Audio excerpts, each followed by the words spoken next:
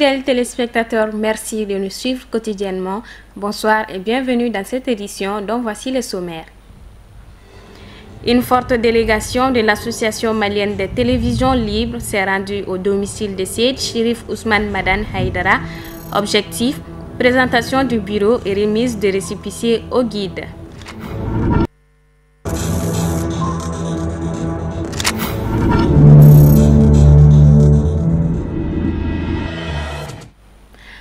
Amatel est l'association malienne des télévisions libres créée cette année.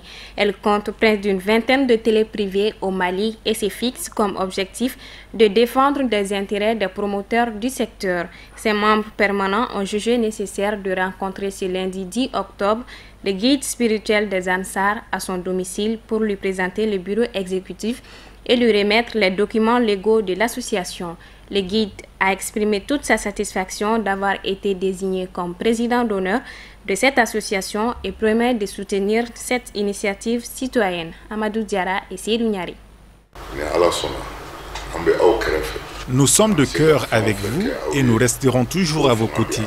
Je puis vous donner également l'assurance que nous ferons tout ce qui est en notre pouvoir pour vous aider, vous accompagner dans votre mission pour le plus grand bonheur du peuple. Depuis leur lancement, les chaînes de télévision privées ne cessent d'apporter des avantages énormes à la nation.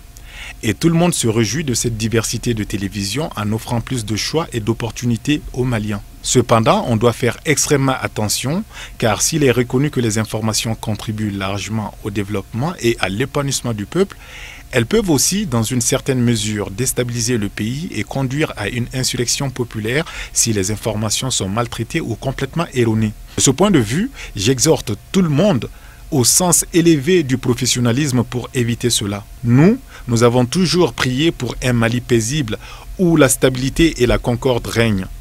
J'invite donc tous les promoteurs de télévision privée à redoubler de vigilance dans le traitement et la diffusion des informations. La nation nous appartient tous et ceux-là qui intentent des mauvaises choses contre la nation seront désormais considérés comme des ennemis du pays.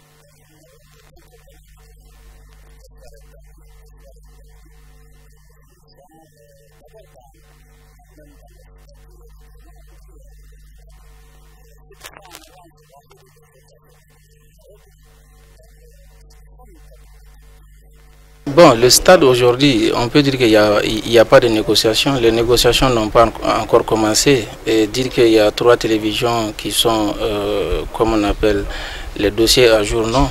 Aujourd'hui, c'est l'ORTM et TMD seulement qui ont leur dossier au complet.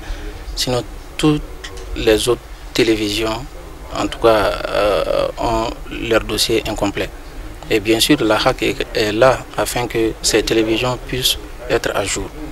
Parce qu'on ne peut pas diffuser aussi comme ça, il faut une autorité, en tout cas pour contrôler tout ce que nous faisons, pour voir en tout cas tout ce que nous diffusons comme programme, comme action, ainsi de suite. Donc les télévisions ne peuvent pas être restées comme ça, à main libre. Il faudrait une autorité, en tout cas qui permet de nous coiffer. Nous avons fait une rencontre avec la HAC et la rencontre s'est très bien passée. Au fait, la HAC est là, ce n'est pas pour fermer les télés, mais c'est pour que les télés puissent se régulariser. Sinon, ce n'est pas une menace du tout pour les télés privées. Et nous n'avons pas le choix, il faut qu'on se régularise. Nous sommes venus aujourd'hui pour présenter le bureau et à notre président d'honneur. Donc on vient de les rencontrer tout à l'heure. Nous sommes vraiment très satisfaits de ces réponses. Donc nous souhaitons une longue vie à Matel et aux télés qui sont sur place et ceux qui vont naître. Donc c'est pour dire au public que nous sommes là pour aider le public et les Maliens. Nous ne sommes pas là pour s'aimer des troubles ou quoi que ce soit. Nous sommes des informateurs et puis des bonnes informations pour que les populations soient vraiment mieux informées.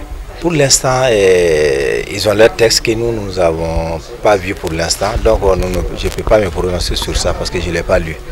Donc nous attendons à ce que ça soit officiel pour se prononcer là-dessus. Ça a été le choix de tout le monde. Donc quand ça a été proposé, nous avons sauté sur l'occasion.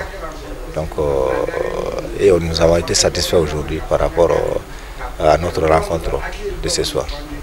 D'abord, c'est une nécessité. Le rôle que les chaînes privées jouent au Mali aujourd'hui, ce rôle est très important.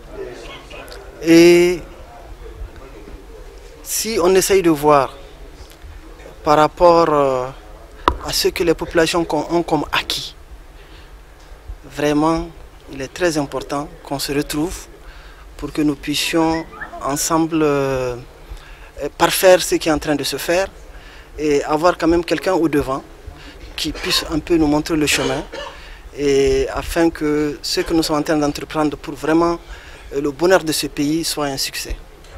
On sait que vraiment c'est un homme de vision, c'est un homme qui aime ce pays, c'est un homme qui a la patience et qui a aussi vraiment c'est quelqu'un de bien, qu'on pense qu'avec lui on peut aller de l'avant et on peut faire de très bonnes choses.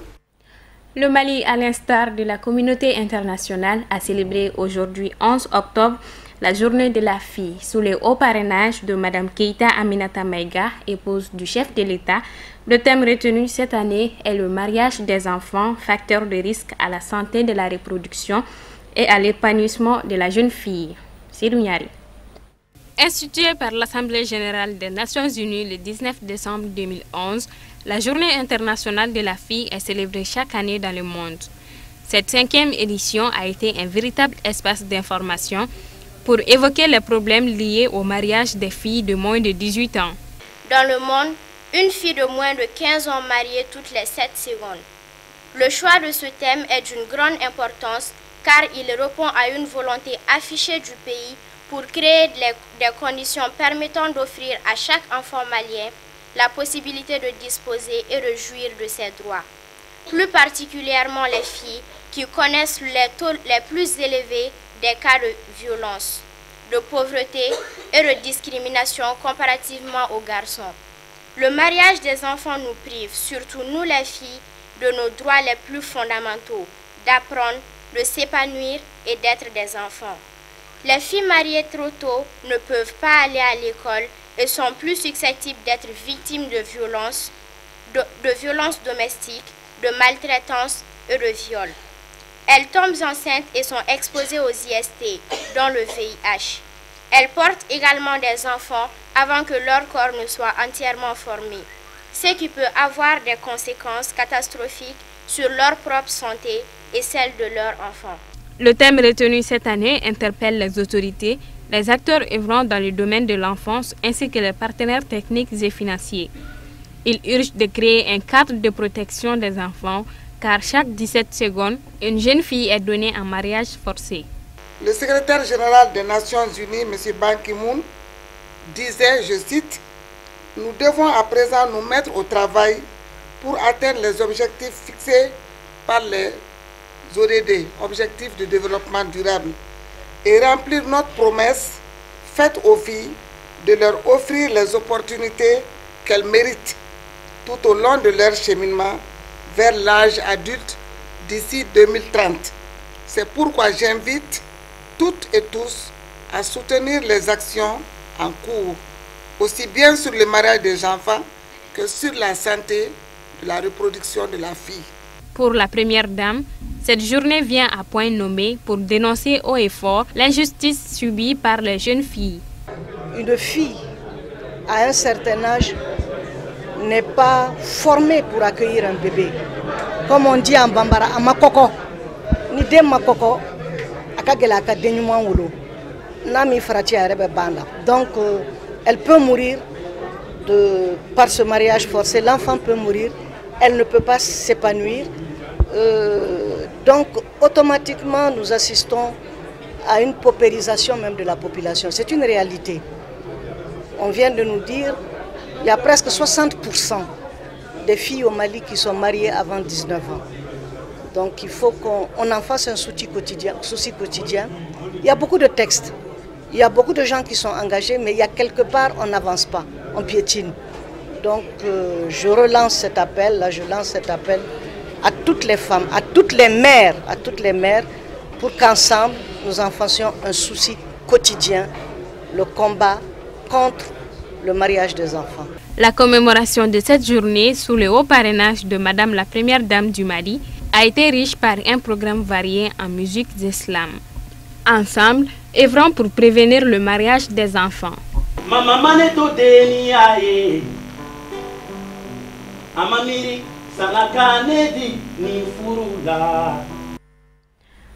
Les responsables du Conseil supérieur de la diaspora malienne, CSDM, étaient en face de la presse ce lundi 10 octobre pour éclairer la lanterne de l'opinion nationale et internationale sur le flux migratoire, mais surtout de la visite historique de la chancelière allemande, Mme Angela Merkel, à Bamako. Amadou Kamara et Seydou Niari. Cette conférence de presse du CSDM à l'orée de la visite historique de la chancelière d'Allemagne, Mme Angela Merkel, au Mali, est une lueur d'espoir pour tous les Maliens, mais plus précisément pour la diaspora malienne qui vit en Allemagne. L'objectif, c'est féliciter le gouvernement d'avoir réussi une politique extérieure à attirer l'attention de l'Europe et principalement de l'Allemagne, et ce qui a résulté de la visite de Angela Merkel. On sait qui est Angela Merkel, elle est la chancelière de l'Allemagne. Et l'Allemagne, nous savons tous, c'est l'un des plus grands pays de l'Europe et surtout, incontestablement, locomotive de l'économie européenne. Et l'Europe est notre partenaire en développement qui est au premier lieu. Selon ses initiateurs, le CSDM est un cadre d'action, de concertation, de protection et d'accompagnement des Maliens de la diaspora dans leur diversité. C'est un espace d'échange, de mobilisation et de sensibilisation pour l'unité de tous les Maliens de la diaspora, sans exclusive. C'est vraiment une discrimination, c'est simple. Ils ont pris certaines structures, ils ont laissé d'autres. Les 165 et 170 excluent tout ce que nous ne sommes pas membres de l'ancienne organisation ou ils ne trouvent pas utile ni nécessaire de respecter le droit des Maliens. Alors la Constitution, dans son article 101, 102 et 110, est définie. Le Haut Conseil des collectivités locales et le Conseil économique et social, c'est les Maliens de l'extérieur qui sont représentés. Il n'est dit nulle part dans l'article 102 et 110 que c'est les Maliens membres de telle ou telle structure. Il est clairement établi que le Haut Conseil de collectivités locales et le Conseil économique et social sont représentés par les Maliens de l'extérieur. Maintenant, qui peut définir qui est Malien de l'extérieur et qui ne l'est pas? Ça, c'est d'une part. Et d'autre part, en voulant discriminer certains Maliens au profit d'autres, c'est en violation aussi simple que ça de notre Constitution dans son article 5. L'un des objectifs du CSDM est de contribuer à la mise en œuvre de la politique nationale sur la migration et particulièrement dans la lutte contre l'immigration illégale pour accompagner les pouvoirs publics dans la maîtrise de la migration et ses risques. Un début de solution, je pense qu'il faut poser des actes concrets. Et aujourd'hui, si vous vérifiez au niveau de ces deux conseils, essayez de voir, je crois qu'il y a 1 ou 2 personnes qui répondent à ces critères. Donc ce n'est pas ce problème. Le problème forcément va se poser. Aujourd'hui, notre souci est d'apporter des solutions fiables pour aider les Maliens de la diaspora. Et cette solution fiable ne peut passer que par des moyens économiques qui accompagnent les projets qui tiennent au cœur des Maliens de la diaspora. Et chaque pays a ses réalités. Et nous avons une politique qui est bien élaborée et qui est réalisable. Quand on posera cet acte concret, vérifiable, irréfutable, forcément, ceux qui sont aujourd'hui contre vont se rendre compte que c'est le Mali qui gagne. Et comme a dit le président Ibrahim Boubacar Keïta, le Mali d'abord. Rappelons que le CSDM est une association qui vise à rassembler les 4 millions de Maliens de la diaspora dans leur pays d'accueil afin de leur permettre d'être en conformité avec la culture et les traditions maliennes. La une de l'actualité hors de nos frontières, c'est tout de suite avec Amadou Diara.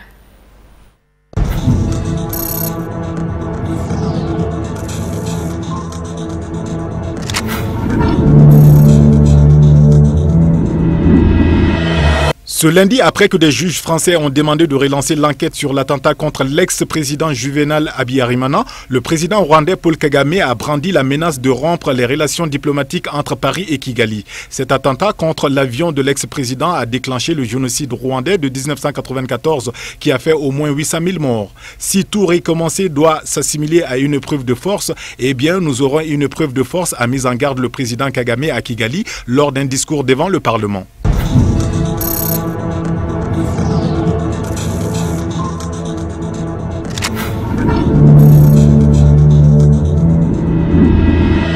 Après la victoire du parti islamiste aux élections législatives, le premier ministre sortant, Abdelila Ben-Kiran, a été reconduit dans ses fonctions. Il était déjà à la tête du gouvernement de coalition depuis 5 ans.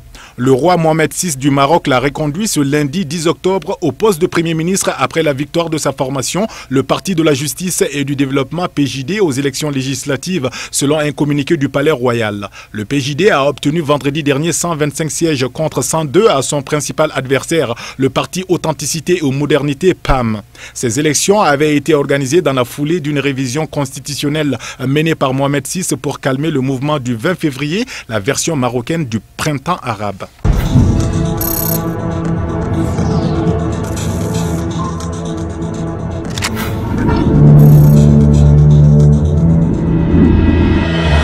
Ce mardi, l'Élysée a annoncé que le président russe Vladimir Poutine souhaite reporter sa visite programmée en France le 19 octobre. Les relations entre Paris et Moscou sont extrêmement tendues concernant le dossier syrien. La rencontre avortée s'inscrit dans un climat diplomatique très tendu lié au soutien de l'armée russe à l'offensive du régime syrien sur la ville d'Alep. Samedi, la Russe a mis son veto à un projet de résolution présenté par la France au Conseil de sécurité des Nations Unies qui exigeait la fin des frappes aériennes et des survols militaires d'Alep.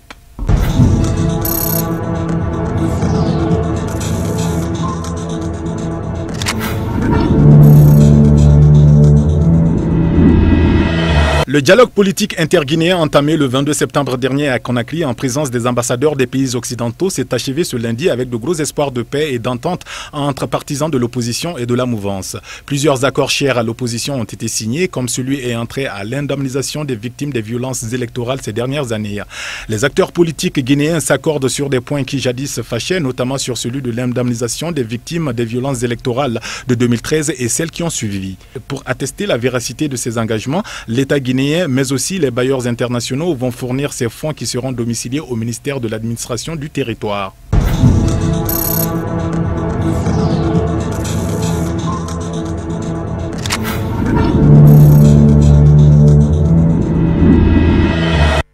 Voilà, c'est tout pour aujourd'hui. Merci de l'avoir suivi. Le programme continue sur Cherifla TV. Au revoir.